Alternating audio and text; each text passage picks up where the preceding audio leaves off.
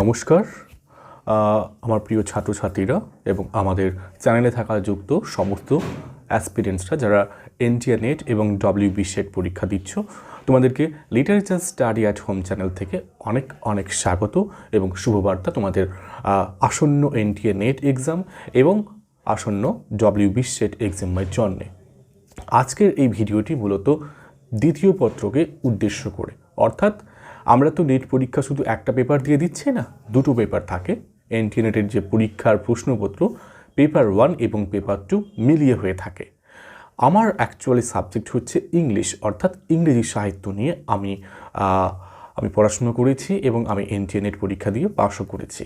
তো আমি আজকের এই আলোচনায় তোমাদের সামনে কিভাবে আমি এনটিএ নেট পরীক্ষায় উত্তীর্ণ হওয়ার জন্য যে সমস্ত টেকনিক, যে সমস্ত স্ট্র্যাটেজিগুলো ইউজ করেছি আমি তা তোমাদের সামনে শেয়ার করব।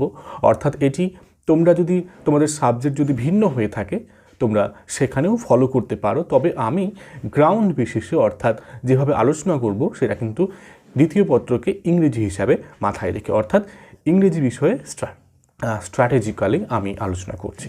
তবে যেটা বেসিক কিছু থিংস যেটা সবাইকে করতে হয় সেটা আমি প্রথমে জানিয়ে দিই। দেখো, এনটিএ নেটের পরীক্ষা বছরে দুবার হয়, যদিও প্যান্ডেমিকের কারণে রীতিমতো 1-2 বছর ধরে বছরে একবার করে হচ্ছে, তবে এটি কিন্তু বছরে দুবার হয়ে থাকে এবং এটির সময়সীমা অর্থাৎ পরীক্ষা 3 ঘন্টা হয়ে থাকে।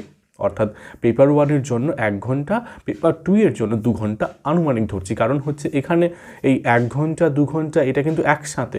কেউ ইচ্ছে করলে দ্বিতীয় পত্রও আগে শুরু করতে পারে, আবার কেউ ইচ্ছে করলে প্রথম পত্রও শুরু করতে পারে। তো এখানে কোনো লিমিটেশন নেই এবং এখানে প্রথম পত্রের জন্য 50টি প্রশ্ন, অর্থাৎ সেখানে 100 মার্ক, এবং দ্বিতীয় পত্রের জন্য 100টি কোশ্চেন 2 মার্কের হলে 200 মার্ক, অর্থাৎ টোটাল 300 মার্কের প্রশ্ন হয়। এবার এই এনটিএ নেট পরীক্ষা বা ডব্লিউবি সেট পরীক্ষার তাদের একটা নির্দিষ্ট মার্ক নেই যে এত মার্ক পেলে তোমরা এই পরীক্ষায় উত্তীর্ণ হবে, এরকম নয়। সেট বলো বা এনটিএ নেট বলো, তাদের পরীক্ষার একটা কাট অফ হয়ে থাকে। সেটা কি? অর্থাৎ 100 জন যদি পরীক্ষা দেয় তার মধ্যে 6 জন, প্রথম 6 জন তারা নেট বা সেট পায়। ক্লিয়ার? অর্থাৎ 100 জন আমি বললাম একটা আনুমানিক, তো যদি বেশি সংখ্যা হয় সেরকম সেই অনুপাতে চলবে, 6% অনুপাতে। আর যদি জিআরএফের কথা বলি সেটা হচ্ছে 1%, অর্থাৎ যারা 100-এর মধ্যে 1 নম্বরে আসবে। অর্থাৎ যদি 1000 হয় তারা 10 জন হচ্ছে, এবার সংখ্যাটা বাড়লে আরও বাড়বে। তো এই হচ্ছে পরীক্ষার প্যাটার্ন এটা। এবারে পরীক্ষায় নেগেটিভ মার্ক নেই। ওকে, ক্লিয়ার? এই হচ্ছে মোটামুটি মেন যেটা ফোকাসে রাখতে হবে। এবারে দ্বিতীয় যেটা হচ্ছে যে আমাদের তো পরীক্ষার প্রশ্নপত্র দুটো হয়, পেপার 1 এবং পেপার 2। এবারে পেপার 1-এর স্ট্র্যাটেজি নিয়ে আমি 2টো লেকচার অলরেডি আপলোড করেছি। তো আমি যেটাকে বারবার বলি যে প্রিভিয়াস ইয়ার কোয়েশ্চেন্সটাকে সলভ করতে হবে। কেন বলি? কারণ প্রিভিয়াস ইয়ার কোয়েশ্চেন সলভ না করলে তোমরা কিন্তু কোয়েশ্চেন প্যাটার্নটাকে খুঁজে পাবে না, কোয়েশ্চেন প্যাটার্ন বুঝতে পারবে না কেমন ধরনের কোন ইউনিট থেকে আসে। হ্যাঁ, তো সেই জন্য যত বেশি প্রিভিয়াস ইয়ার কোয়েশ্চেন সলভ করবে তত বেশি তোমরা নিপুণ হয়ে উঠবে। তাছাড়া আরও যেটা সবথেকে গুরুত্বপূর্ণ হয়ে থাকে যে পেপার 1টাকে পড়ার পদ্ধতি কেমন। দেখো, পেপার 1-এ কিন্তু বিভিন্ন রকম আমাদের ভাগ হয়ে থাকে। অর্থাৎ আমরা দেখব যে পেপার 1-এ দুটো আমি ভাগে ভাগ করেছিলাম তোমাদের সামনে, যে একটা হচ্ছে তোমাদের স্ট্রং পয়েন্ট আর একটা হচ্ছে উইক পয়েন্ট। এটা ছিল আমাদের প্রথম দিকের স্টাডি। এবারে আমাকে তো রীতিমতো পরীক্ষার দিন ঘনিয়ে আসছে, তো সেই মুহূর্তে পরীক্ষার স্টাডি কেমন করা উচিত? দেখো, সেই মুহূর্তে যে দুটি জিনিস করা উচিত, একটা হচ্ছে থিওরিটিক্যাল পার্টে ভাগ করা, আরেকটা হচ্ছে থিওরিটিক্যাল মোডে, অর্থাৎ যেটা হচ্ছে প্র্যাকটিস মোড বলি, এবং দ্বিতীয় হচ্ছে যে রিড অ্যান্ড রিভিশন মেথড। এবারে কোনটা আমরা প্র্যাকটিস মেথডে রাখবো বা কোন ইউনিটগুলি? দেখো, ডিআই ডাটা ইন্টারপ্রিটেশন প্র্যাকটিসের জরুরি আছে। তাছাড়া ম্যাথমেটিক্যাল রিজনিং, লজিক্যাল রিজনিং, এছাড়া আরও যেটা একটা ইউনিট থেকে থাকে সেটাকে হচ্ছে প্র্যাকটিসে রাখতে হবে, যেটা হচ্ছে রিডিং কম্প্রিহেনশন। ওকে, তবে এবারে যে জিনিসগুলো আমাদেরকে রেগুলার কনসেপ্ট আন্ডারস্ট্যান্ড করতে হবে, রিকল করতে হবে, সেগুলোর মধ্যে থাকে teaching aptitude, research aptitude, people and environment, higher education, আরও যেগুলো ইউনিটগুলি রয়েছে আমি ইতিমধ্যে রিকল করতে পারছি না, সেই ইউনিটগুলো কিন্তু অর্থাৎ রিড অ্যান্ড রিভাইজ এই মেথডে রাখতে হবে। এবারে পেপার 2-কে যদি আমরা দিই 75% টাইম, পেপার 1কে দিতে হবে 25% অফ মাই টাইম। ওকে, এটা কিন্তু ফিক্সড রোল, প্রত্যেক দিন পেপার 1টাকে পড়তে হবে। ক্লিয়ার? তবে আরেকটি জিনিস দেখো, যাদের পেপার 2 বিশাল, অর্থাৎ সিলেবাসটাকে দেখতে খুব ছোট লাগে কিন্তু তার ভেতরের অংশ অর্থাৎ তার যে পার্টটা হচ্ছে অসীম, তাদের ক্ষেত্রে কিন্তু পেপার 1 অবশ্যই জরুরি। কারণ পেপার 2 যদি ভাস্ট হয়, সেখানে কোন পোর্শন থেকে কোশ্চেন আসবে এটা আমরা যদি কনফার্ম না থাকি, তাহলে সবথেকে রিলায়েবল হচ্ছে পেপার 1টাকে চুজ করা। পেপার 1 কিন্তু একটা ফিক্সড ইউনিট দেওয়া আছে এবং সেগুলোকে ডিভিশনও করা রয়েছে এবং সেখান থেকেই প্রশ্ন আসে। তাই পেপার 1-এর সিলেবাসটাকে একেবারে বেশি করে গুরুত্ব দিতে হবে, যেখানে আমরা 50 কোশ্চেনের মধ্যে অ্যাটলিস্ট 35 থেকে 40 টার্গেট করতেই পারি। এরকমভাবে প্রিপারেশন করতে হবে। তো এইরকম যদি পেপার 2 যদি কেউ উইক হয়ে থাকো বা পেপার 2-এর সিলেবাস যদি ভাস্ট হয়ে থাকে, যেটাকে কম সময়ে রপ্ত করা যায় না, তাই জন্য তোমরা পেপার 1টাকে জরুর করবে। তাছাড়া জিআরএফের জন্য তো অবশ্যই তোমাদেরকে পেপার 1কে গুরুত্ব দিতেই হবে। এবার আমি চলে আসি পেপার 2 অর্থাৎ ইংলিশ। আমার যেহেতু সাবজেক্ট, তাই ইংলিশ নিয়ে পেপার 2-এর সাবজেক্ট নিয়ে আলোচনা করি। দেখো, সম্পূর্ণ এটি আমার ব্যক্তিগত ধারণা দেওয়া, অর্থাৎ আমি যেরকমভাবে ফলো করেছি, অর্থাৎ আমি যেরকম সেলফ স্টাডি করেছি সেরকমভাবে তোমাদেরকে আমি বলবো। আমি এখানে অনেকের কাছে এটা ভিন্ন হতে পারে, তাদের স্ট্র্যাটেজি ভিন্ন, তাদের কাছ থেকেও তোমরা সাজেশন নিতে পারো। ঠিক আছে, আমি যেহেতু আমাদের চ্যানেলের সাথে জুড়ে থাকা অনেক ছাত্রছাত্রী রয়েছে, তাদেরকে আমার দিক থেকে আমার এটা বলা। দেখো, পেপার 2-তে ইংলিশে 10টি ইউনিট রয়েছে। প্রথমত আমাদের টেবিলে একটা সিলেবাস মাস্ট রাখতে হবে, আরেকটি জিনিস মাস্ট রাখতে হবে, যেটা হচ্ছে প্রিভিয়াস 10 ইয়ার্স কোয়েশ্চেন। দুটো জিনিস মাথায় থাকলো, একটা হচ্ছে সিলেবাস আর একটা থাকলো প্রিভিয়াস 10 ইয়ার্স কোয়েশ্চেন। যদি 10 ইয়ার্স না হয়ে থাকে, অ্যাটলিস্ট 5 ইয়ার্স কোয়েশ্চেন, এবং সেটা একসাথে যেন থাকে এবং সেটাকে রেগুলার ফলো করতে হবে। কেন? আমাদেরকে কোয়েশ্চেন প্যাটার্ন জানতে হবে, কারণ এই রকম একটা ইংরেজির মতো সাবজেক্ট যেখানে আমাদের এই ইংলিশ সাবজেক্টটি, তাই সিলেবাস ভাস্ট হওয়ার দরুন প্রিভিয়াস ইয়ার কোয়েশ্চেন এবং সিলেবাসটাকে পাশে রাখতে হবে। এবার আমি সিলেবাস ভিত্তিক আলোচনা করি। দেখো, এই আমাদের ইংরেজি সাহিত্যের যে পরীক্ষা হয়ে থাকে ইংরেজি বিষয়ে, সেখানে যদি আমি বইয়ের কথা বলি যে কোন পার্টিকুলার বইগুলো ফলো করলে আমরা ইন্টারনেট ক্র্যাক করতে পারবো, দেখো এটাও কিন্তু নিজেদের চয়েস। ওকে, আমার কাছে অনেক বই রয়েছে, এবার আমি সব বইগুলো কিন্তু রেকমেন্ড করতে চাই না। কেন? কারণ হচ্ছে এই সবগুলো বই কিন্তু আমি নিজেও পড়িনি। ক্লিয়ার? তাই জন্য যে বইগুলো আমি অধিক ফলো করেছি, আমি সেই বইগুলোই আজকে তোমাদের সামনে তুলে ধরবো, সেই বইগুলি তোমাদেরকে আমি আজকে জানাবো, যাতে তোমরাও ফলো করতে পারো। তোমাদের কাছেও যদি সেই বইগুলো যদি প্রেফারেবল না হয়ে থাকে, তোমাদের যদি আরও বেটার অপশান থাকে, তোমরা সেগুলোও করতে পারো। তবে আমি নিজেরটা জানাচ্ছি। দেখো, প্রথমে আমরা জানি যে 4টি ইউনিট রয়েছে, ইউনিট 1, ইউনিট 2, ইউনিট 3, ইউনিট 4। তো এই যে 4টি যে পোর্শন রয়েছে, ড্রামা অর্থাৎ নাটক। তো প্রথমে দেখছি পোয়েট্রি। তো পোয়েট্রি কীভাবে পড়বো বা ড্রামা কীভাবে পড়বো, শর্ট স্টোরি কীভাবে পড়বো, ফিকশন বা নন ফিকশন কীভাবে পড়বো, এটা একটা স্ট্র্যাটেজি থাকে। দেখো, পোয়েট্রি মানে যে আমি প্রথমে সমস্ত পোয়েট্রি পড়ে যাব, তা কিন্তু অ্যাকচুয়ালি নয়। সেটা করলে কিন্তু মূর্খামি হবে, কারণ অনেক টাইম চলে যাবে। তো সবথেকে বেস্ট ওয়ে হচ্ছে যে আমরা যদি একটা লিটারেচার ধরতে হবে। দেখো, প্রথমে ব্রিটিশ লিটারেচার, অর্থাৎ যেটা ইংরেজি সাহিত্য বলি, যেটা আমরা মূলত আমাদের যেটা মেন ফোকাস হয়ে থাকে, অর্থাৎ আমাদের বাচ্চাকাল থেকে, অর্থাৎ একেবারে ইউজি থেকে আমরা দেখতে পারি যে প্রথমে ব্রিটিশ লিটারেচারটাকে গুরুত্ব দেওয়া হয়েছে, যেটাকে কোর সাহিত্য ধরা হয়ে থাকে। সেখান থেকে কিন্তু এনটিএনএটের 50% কোয়েশ্চেন আসে। তো এটা হচ্ছে গ্র্যান্ড পার্ট।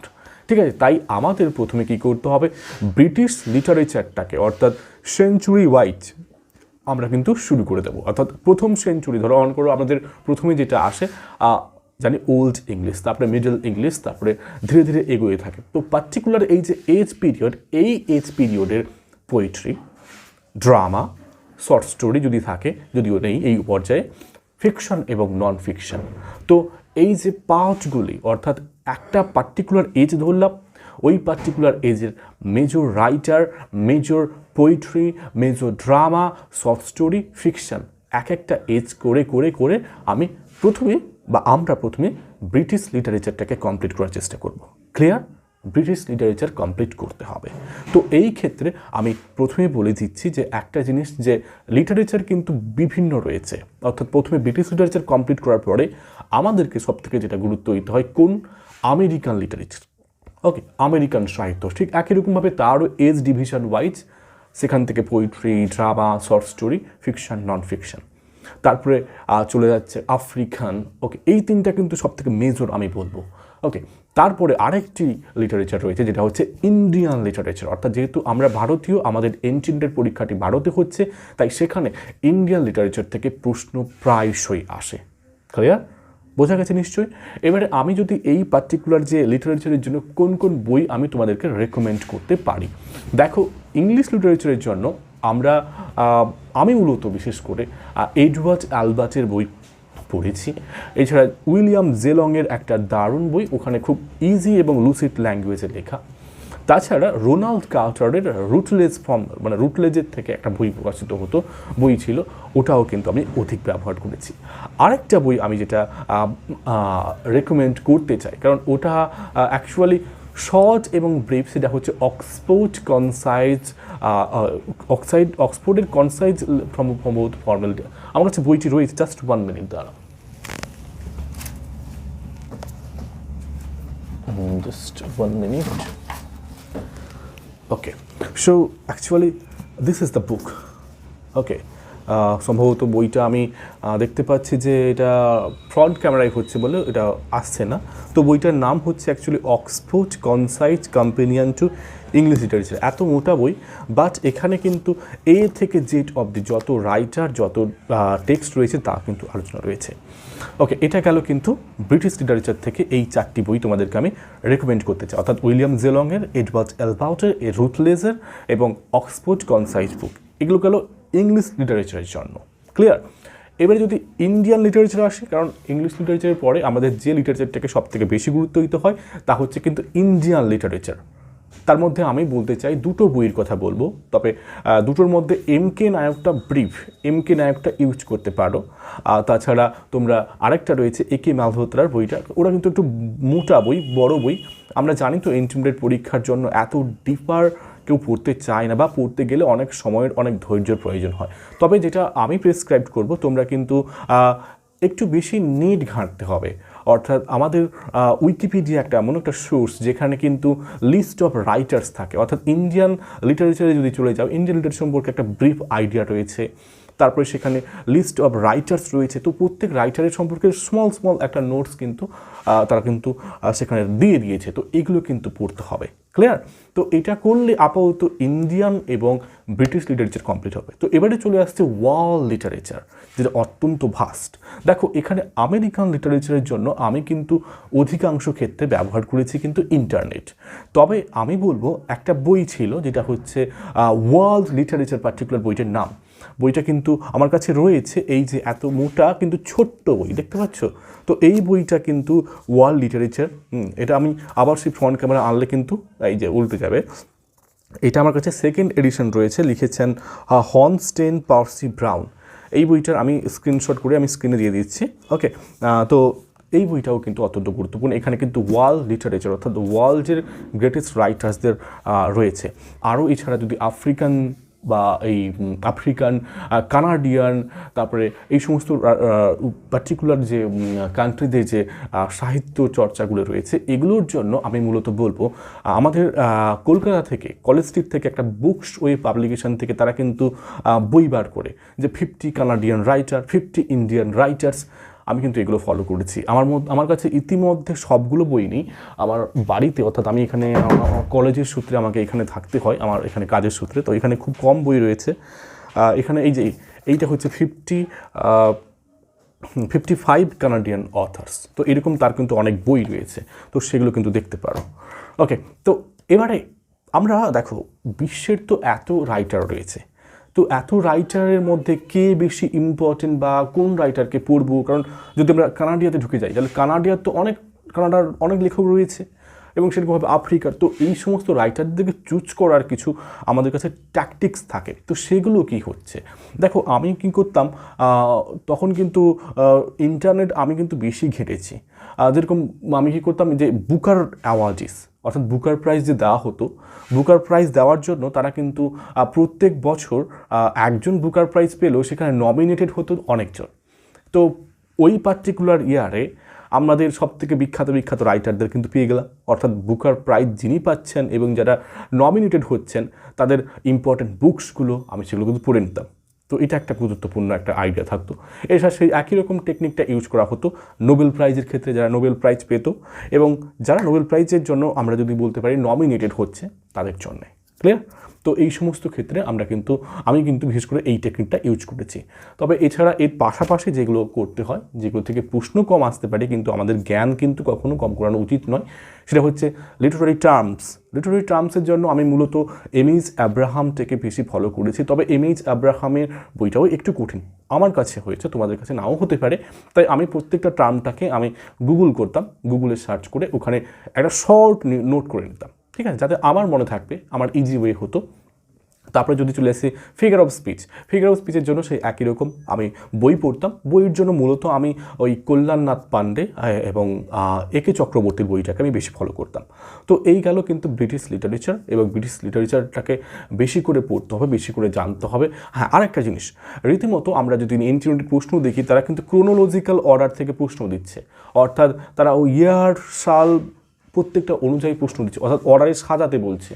তাই যখন কোনো রাইটার পড়বে না, ওই রাইটারটাকে ক্রোনোলজিক্যালি পড়বে, তার টেক্সটগুলোকে প্রথম কোনটা তারপরে কোনটা, ঠিক আছে, এটা যেন মাথায় রাখে। অর্থাৎ কোনো যদি সেঞ্চুরি পড়ছো, সেই সেঞ্চুরির প্রথম রাইটারকে এই ক্রোনোলজিক্যালি যেন পড়ো, এটা পড়লে কিন্তু কোয়েশ্চন আনসারটা ইজি হয়ে যাবে। এবারে চলে আসছি ইউনিট 5, সেটা হচ্ছে ল্যাঙ্গুয়েজ টিচিং। দেখো, ল্যাঙ্গুয়েজ টিচিংয়ের জন্য যদি কিছু বই সাজেস্ট করতে হয় তাহলে তোমাদেরকে বলবো যে ডেন লরেন ফ্রিম্যানের একটা বই রয়েছে, এটা খুব ভালো। এছাড়া গীতা নগরাজের বইটাও খুব ভালো, হেলেন কেলারের বইটাও ভালো। তবে যদি একটা বই বলতে তাহলে বলবো গীতা নগরাজ বলবো, কারণ গীতা নগরাজের বইটা একটু ইজি ল্যাঙ্গুয়েজ রয়েছে। তাছাড়া সবথেকে বেটার হচ্ছে প্রিভিয়াস ইয়ার কোয়েশ্চেন দেখা। প্রিভিয়াস ইয়ার কোয়েশ্চেনের ল্যাঙ্গুয়েজ টিচিং থেকে কী প্রশ্ন এসছে, সেই প্রশ্নের সাথে থাকা অপশানগুলি, সেইগুলোকে ডিটেলে পড়ো। কারণ ওরা কিন্তু এই একটা জায়গায় এই জিনিসটাকে, মানে ল্যাঙ্গুয়েজ টিচিংটাকে কিন্তু বেশি কোনো গুরুত্ব এখন কিন্তু কোনো দেওয়া হয়নি, এত ডিপার লেভেলে যাওয়া হয়নি, ঠিক আছে। তাই এরকম করে, কারণ এখান থেকে প্রশ্ন কিন্তু হার্ডলি 2 থেকে 3টি আসে, তাই জন্য আমরা এটা করতে পারি। ওকে, বা আমি এরকম করেছিলাম। তারপরে চলে আসছি যে ইউনিট 6 কী হচ্ছে, ইংলিশ টিচিং ইন ইন্ডিয়া, অর্থাৎ ইংলিশ ইন ইন্ডিয়া। দেখো, ইংলিশ ইন ইন্ডিয়ার জন্য খুব একটা বেশি বই নেই, তবে ইন্ডিয়ান বইয়ের জন্য আমার কাছে আমি কিন্তু একটা পড়তাম, সেই বইটা এই যে বইটা দেখতে পাচ্ছ, হ্যাঁ দেখছো, এই বইটা হচ্ছে লিখেছেন এন কৃষ্ণস্বামী এবং ললিতা কৃষ্ণস্বামী। বইটা ভালো, খুব ভালো, একটু ডিটেলে রয়েছে, যে বই দেখতে পাচ্ছ একটু মোটা বইটা খুব ভালো। এখানে কিন্তু বিশেষ করে কীভাবে ফেজ ওয়াইজ এখানে কিন্তু ইংলিশের আমাদের এখানে ইন্ডিয়াতে ডেভেলপমেন্ট হয়েছে এটা নিয়ে রয়েছে। তবে আমি বলবো যে এখানে ক্ষেত্রেও এই প্রিভিয়াস ইয়ার কোয়েশ্চেনটাকে বেশি ডিপেন্ড করা, প্রিভিয়াস ইয়ার কোয়েশ্চেন দেখলেই সেইগুলোকে বেশি সার্চ করে সেগুলোকে একটু আলোচনা পড়লে আরও বেশি ডিটেল জানা যাবে। এটা চলে আসছি ইউনিট 7। ওকে, ইউনিট 7 রয়েছে কালচারাল স্টাডিজ। দেখো, কালচারাল স্টাডিজের জন্য আমি মূলত যে বইটাকে বেশি ব্যবহার করতাম সেটা হচ্ছে পিকে নায়ার স্যারের বইটা। পিকে নায়ার স্যারের বইটা খুব ভালো। এছাড়া আরও একটা টার্ম রিলেটেড বই ছিল আমার কাছে, এখন বইটা আমার কাছে এখন বিলকুল নামটাও মনে পড়ছে না। আমি কিন্তু ডেসক্রিপশানে আমি ডিটেলে লিখে দেবো আমি কোন কোন বইগুলো প্রেসক্রাইব করতাম বা পড়তাম। ক্লিয়ার? তো এবারে কালচারাল স্টাডিজ থেকে আরও বেশি যদি ব্যাপারটা হচ্ছে এই যে থিওরিটিক্যাল জিনিসগুলো আমরা কিন্তু বুঝতে একটু নিজে পড়ে খুব কিন্তু ইজি হয় না। সেলফ স্টাডির জন্য সবথেকে বড় প্ল্যাটফর্ম হচ্ছে ইউটিউব থেকে দেখবে অনেকে আছে যারা কালচারাল স্টাডিজ নিয়ে তারা লেকচার করে, যেরকম হচ্ছে আমি ফলো করতাম কল্যাণী ভাল্লাত ম্যামকে, ইউটিউব চ্যানেল ছিল। এছাড়া আরও অনেক ইউটিউব লাভার ছিল, ক্যাপসুল বলে কোনো একটা চ্যানেল ছিল, রীতিমতো মনে আসছে না, তবে সার্চ করে দেখো। এই যে থিওরিটিক্যাল পার্টের জন্য বেশি বইয়ের থেকে আমি মনে করি যে একটু ইউটিউব ঘাঁটলে, ইউটিউবে যারা বোঝায় তারা কিন্তু সিম্পলিফাই করে দেয় জিনিসটাকে। তাই কালচারাল স্টাডির জন্য পিকে নায়ারের বই তো অবশ্যই ফলো করবে। তারপরে আমি যেটা বলছিলাম যে ইউটিউবটাকে বেশি ঘাঁটো এবং ইন্টারনেটটাকে, অর্থাৎ ইন্টারনেটেও কিন্তু তারা কিন্তু ব্রিফ সামারি টাইপের করে ইজিলি প্রকাশ করে দেয়। এ গেল কালচারাল স্টাডি অর্থাৎ ইউনিট 7। ইউনিট 8-এর জন্য অর্থাৎ লিটারারি ক্রিটিসিজম। দেখো লিটারারি ক্রিটিসিজমের জন্য আমি যে বইটাকে প্রাইমারিলি ব্যবহার করতাম সেটা হচ্ছে বি প্রসাদ স্যারের একটা বই ছিল, সেটা ছোট্ট একটা বই, আমার কাছে রীতিমতো এখানে নেই। তারপরে আরও একটা যেটা অথেন্টিক বই বলতে পারে, যেটা হচ্ছে মিস্টার এইচ হাবিবের, কিন্তু বইটা অনেক মোটা এবং একটু কঠিন ল্যাঙ্গুয়েজে। দেখো যেটা যার পছন্দ, যার কাছে প্রেফারেবল তোমরা দেখতে পারো।